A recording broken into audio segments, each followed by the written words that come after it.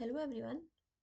Today we are going to discuss paper code BPSC 111 Classical Political Philosophy. आज हम इसके कुछ क्वेश्चंस करने वाले हैं जो कि आपके दिसंबर एग्जाम के लिए इंपॉर्टेंट होने वाले हैं, तो वीडियो को पूरा देखें। अगर आपको आज की क्लास पसंद आती है तो वीडियो को लाइक करें और चैनल को सब्सक्राइब करना ना भूलें। अगर आप लोगों को इस सब्जेक्ट के गेस्ट पेपर परचेस करना चाहते हैं तो आप क्या करेंगे, सिंपली गूगल में जाएंगे। ठीक है, वहाँ पे shop.hindustanknowledge.com ये हमारी वेबसाइट है। ठीक है, आप इस पर चले जाएंगे, आपको ऐसा इंटरफेस दिखेगा। यहाँ पे सर्च कोड के ऑप्शन में आपका जो भी पेपर कोड है आपको सर्च कर लेंगे, BPSC 110। ठीक है, अभी के लिए ये देख लेंगे। तो यहाँ से देखिए आप सर्च कर लेंगे इसको BPSC 110।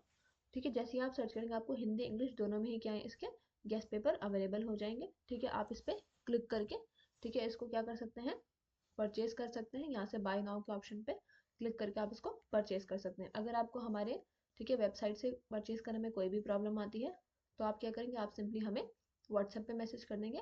हमारा व्हाट्सएप नंबर है 9580023321। ठीक है, ये हमारा व्हाट्सएप नंबर है, आप इस पर हमें मैसेज करके गैस पेपर्स को परचेज कर सकते हैं। ठीक है, अगर आपने गैस पेपर और ये वीडियो को पूरा कर लिया तो क्या है, आप आसानी से अपने एग्जाम को क्लियर कर लेंगे। तो चलिए शुरू करते हैं आज की class. So the first question is elaborates upon Plato's ideal state and role of philosopher king। यानी कि जो प्लाटो का आइडिया था ऑफ आइडियल स्टेट, ठीक है, और रोल ऑफ फिलोसोफर किंग, ये हमें समझाना है इस क्वेश्चन में। So Plato the famous Greek philosopher, यानी कि प्लाटो कौन थे आपके, एक फेमस ग्रीक फिलोसोफर थे जिन्होंने कि एक्सप्लेन किया उनका आइडिया ऑफ अ परफेक्ट और a ideal state in his book the Republic. So according to him, a good state is like a well-organized body in which every part performs its proper function। यानी कि प्लेटो के according क्या है, एक good state वो होता है जो क्या है, एक ऑर्गेनाइज्ड, एक वेल ऑर्गेनाइज्ड बॉडी की तरह होता है, जहाँ पे कि सारे पार्ट होते हैं वो हमारे प्रॉपर फंक्शन परफॉर्म कर रहे होते हैं। Only then can society be peaceful, यानी कि तभी सोसाइटी पीसफुल हो सकती है, जस्ट हो सकती है और प्रोस्पेरस हो सकती है। प्लाटो ये बिलीव करते हैं कि that injustice happens when people do jobs they are not suited for, and justice appears when everyone performs the role they are naturally best at. Now we will look what is Plato's ideal state. So Plato has divided his ideal state into three classes। ठीक है, उन्होंने तीन classes में इसको divide किया है based on the people's ability and nature. The first is the rulers, that is the philosopher kings. So this is the highest class, ये सबसे क्या है, ऊंची क्लास होती है। वो वाइज लोग होते हैं, इंटेलिजेंट होते हैं और and love knowledge. They govern the state and make important decisions, ये क्या करते हैं, स्टेट को गवर्न करते हैं और इंपॉर्टेंट डिसीजंस लेते हैं। Only those who understand truth and justice can rule properly, यानी कि जिनको ट्रुथ और जस्टिस की समझ है वही प्रॉपरली रूल कर सकते हैं। सेकेंड इज द गार्जियंस और the soldiers. This class includes the warrior who protect the state from internal and external enemies. ये क्लास किसको इंक्लूड करती है, जो भी वॉरियर क्लास होते हैं, ठीक है, ये स्टेट को प्रोटेक्ट करते हैं फ्रॉम एनी इंटरनल और external enemies. They must be brave, इनको ब्रेव होना चाहिए, डिसिप्लिन होना चाहिए और लॉयल होना चाहिए। इनका जॉब है कि ये मेंटेन करे order and defend the state.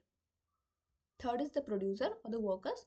These are the farmers, craftsmen, traders and all other people who produce goods and produce services. Their duty is to meet the economic needs of society। यानी कि producers कौन होते हैं आपके, ये सारे वो लोग हैं जो फार्मर्स होते हैं, क्राफ्ट्समैन होते हैं, ट्रेडर्स होते हैं और भी लोग जो गुड्स और सर्विसेज को प्रोवाइड करते हैं। इनकी ड्यूटी होती है कि यह क्या है, सोसाइटी के इकोनॉमिक नीड्स को मीट करें। So Plato believe that these three classes should work in harmony. Plato ये बिलीव करते हैं कि इन तीनों क्लासेस को क्या है, हार्मनी में वर्क करना चाहिए। Justice exist when rulers rule, guardians protect and producers produce. यानी कि जस्टिस तभी एग्जिस्ट करती है जब रूलर्स रूल करेंगे, गार्जियंस प्रोटेक्ट करेंगे और प्रोड्यूसर्स प्रोड्यूस करेंगे। So in his ideal state there is no conflict between everyone accept their role based on their natural talent. So why Plato wanted a philosopher king, यानी कि वो एक philosopher king क्यों चाहते थे। So Plato argued that only philosophers are fit to rule because they love wisdom and truth. वो ये believe करते हैं या आर्ग्यू करते हैं कि जो फिलोसोफर्स होते हैं वो फिट टू रूल होते हैं क्योंकि वो क्या है, दे love wisdom and the truth. So they do not gate influence by wealth, power और पर्सनल डिजायर्स। यानी कि जो फिलोसोफर्स होते हैं वो आपके वेल्थ, पावर और पर्सनल डिजायर्स से इन्फ्लुएंस नहीं होते हैं। So their only aim is the welfare of the whole society. Now we will look what are the qualities of a philosopher king. That is love of knowledge. They seek truth and understand what is truly good for the society. ठीक है. Wisdom and rational thinking. They make decisions based on logic, not emotions. यानी कि वो decision logic के base पे लेते हैं, ना कि emotions के. Moral character. They are honest, self-disciplined and free from selfish motives. Long training. Plato suggested a strict education system where future rulers study mathematics, philosophy and leadership for many years.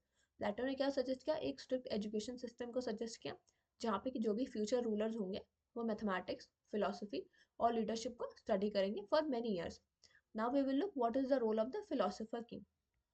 So the philosopher king ensures justice, creates good law, guides the guardians and maintains the balance in the society. यानी कि philosopher king क्या करता है? आपका justice को ensure करता है, ठीक है, good laws create करता है, guardians को guide करता है और balance को maintain करता है in the society. So because they understand the form of good, the highest truth, they can lead the people towards a virtuous and happy life. In conclusion, we can say that Plato's ideal state is a model of harmony and justice where everyone performs the role suited to their nature. यानी कि जो Plato का ideal state का idea है, ये एक model है आपका हार्मनी और जस्टिस का, जहाँ पे कि सारे लोग क्या परफॉर्म करते हैं? अपने रोल को परफॉर्म करते हैं जो भी उनके नेचर को सूटेड होता है. So the philosopher king stands at the top because only a vice and selfless ruler can create a just society. Philosopher king क्या होता है? आपके टॉप पे होता है क्योंकि एक वाइस और सेल्फलेस रूलर क्या करेगा? एक जस्ट सोसाइटी को क्रिएट कर सकते हैं.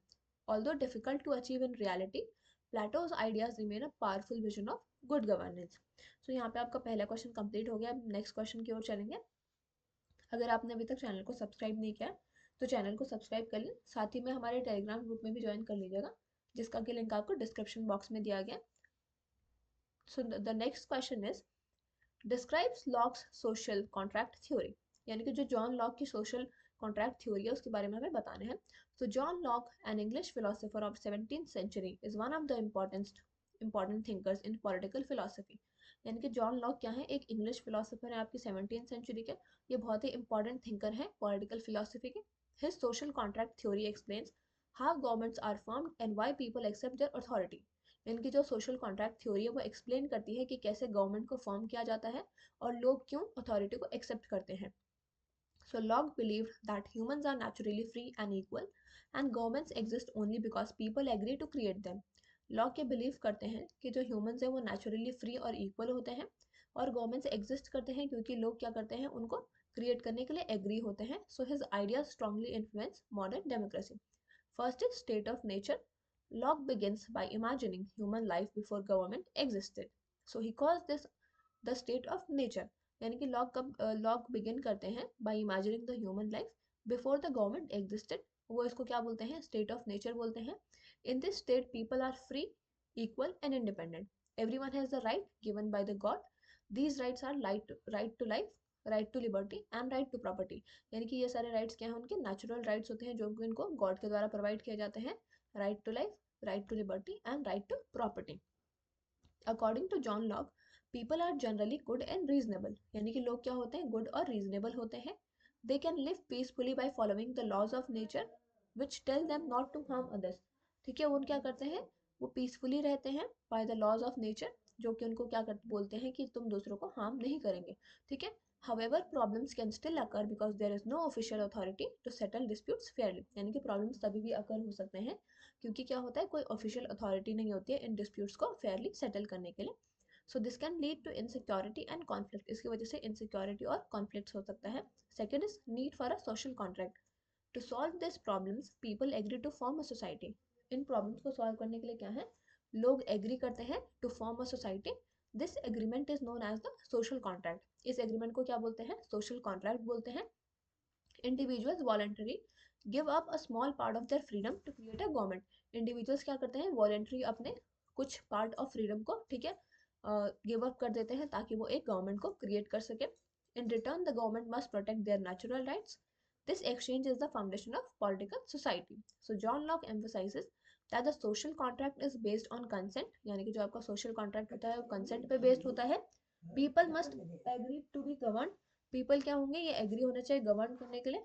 ठीक है. अथॉरिटी इज नॉट नेचुरल और गॉड गिवन टू किंग्स, यानी कि अथॉरिटी क्या होती है, नेचुरल नहीं होती है या फिर गॉड गिवन नहीं होती है किंग्स के लिए, it comes from the people themself, यानी कि ये लोगों से ही आती है। Third is formation and role of government. Once the social contract is made, people create a government to make laws, protect natural rights, settle disputes fairly, ensure peace and society security. So एक बार अगर social contract बन जाता है तो लोग government को create करते हैं, ठीक है, for to make laws, protect the natural rights, settle the disputes fairly and ensure peace and security. So John Locke believe in a government with limited powers, यानी कि जॉन लॉक ये believe करते हैं कि गवर्नमेंट के पास limited power होने चाहिए। It should work for the benefit of the people and follow the rule of law. ये बिलीव करते हैं कि उनको बेनिफिट ऑफ पीपल के लिए काम करना चाहिए और फॉलो करना चाहिए रूल ऑफ लॉ को। So if government fails to protect the rights of citizens, it loses its legitimacy. Fourth is right to revolt. One of the John Locke's most important idea is that people have the right to revolt. यानी कि उनका एक important idea ये है कि लोगों के पास क्या होता है, आपका right to revolt होता है।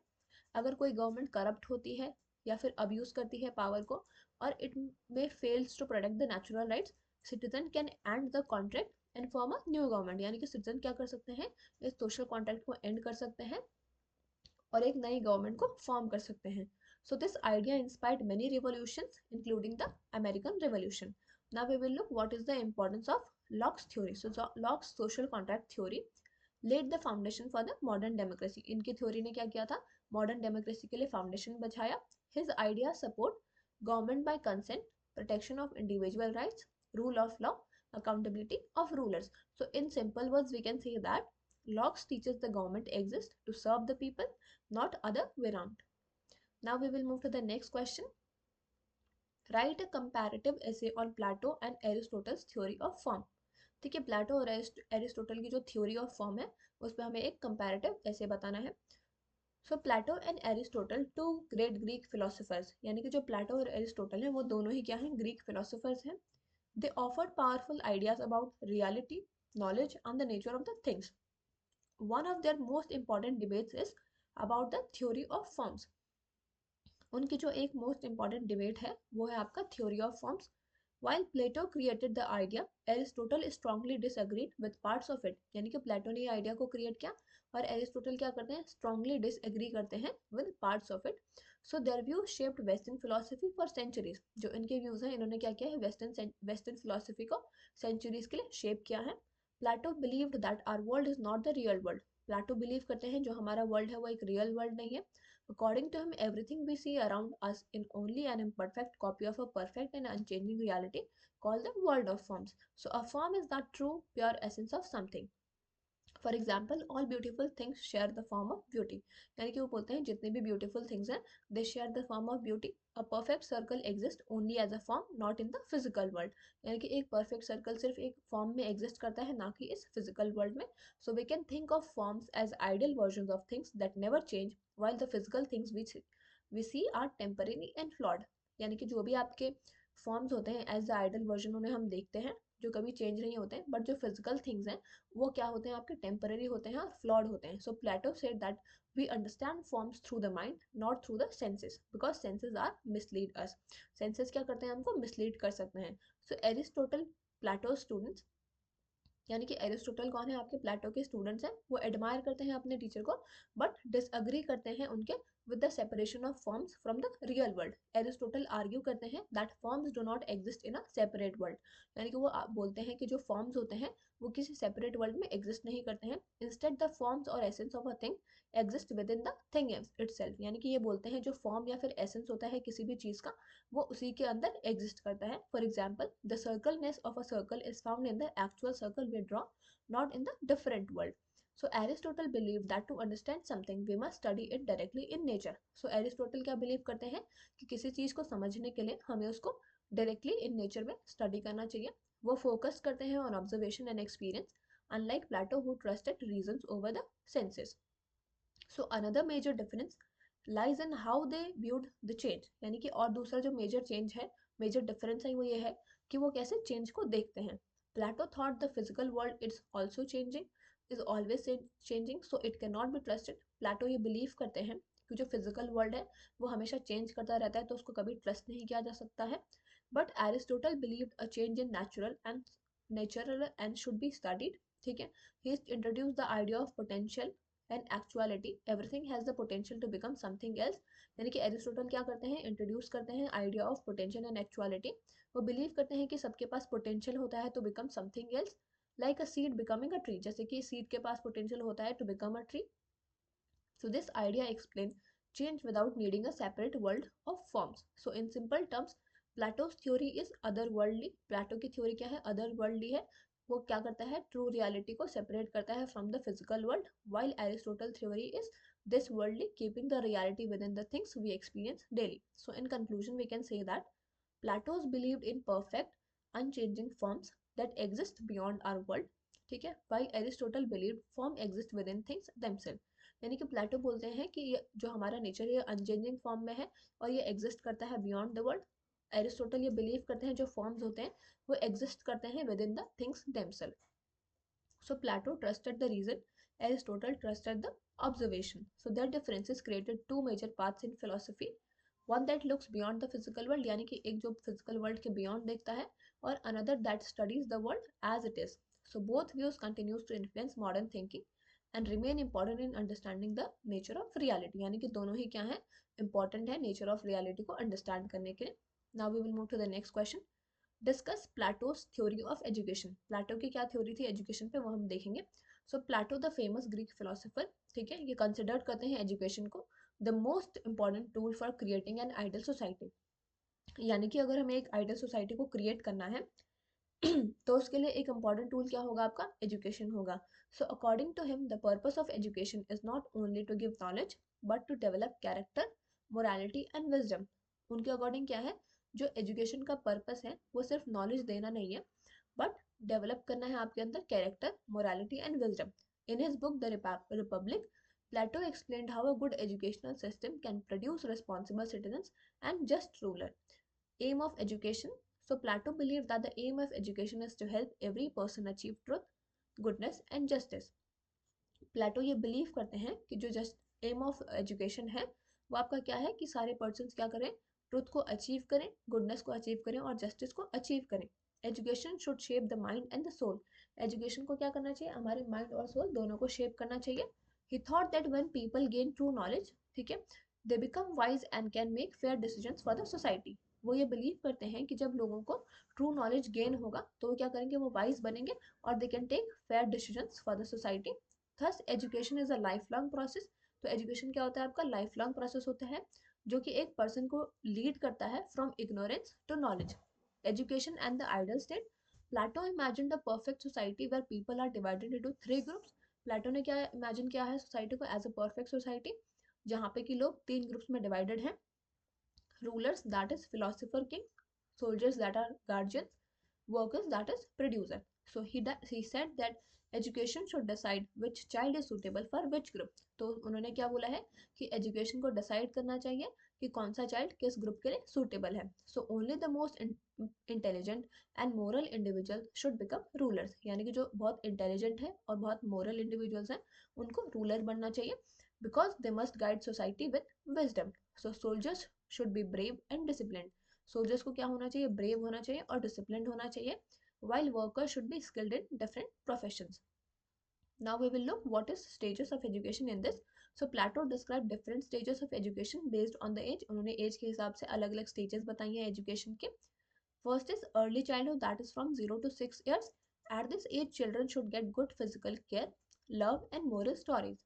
So their character begins to form so that they should be kept away from the bad influence. Primary education is from 6 to 18 years. Children should learn music, poetry and physical training. Music develops emotions and discipline, while physical training builds strength and courage. Higher education is from 18 years to 20 years. So youth should be trained in mathematics, geometry, astronomy and reasoning. So these subjects improve logical thinking.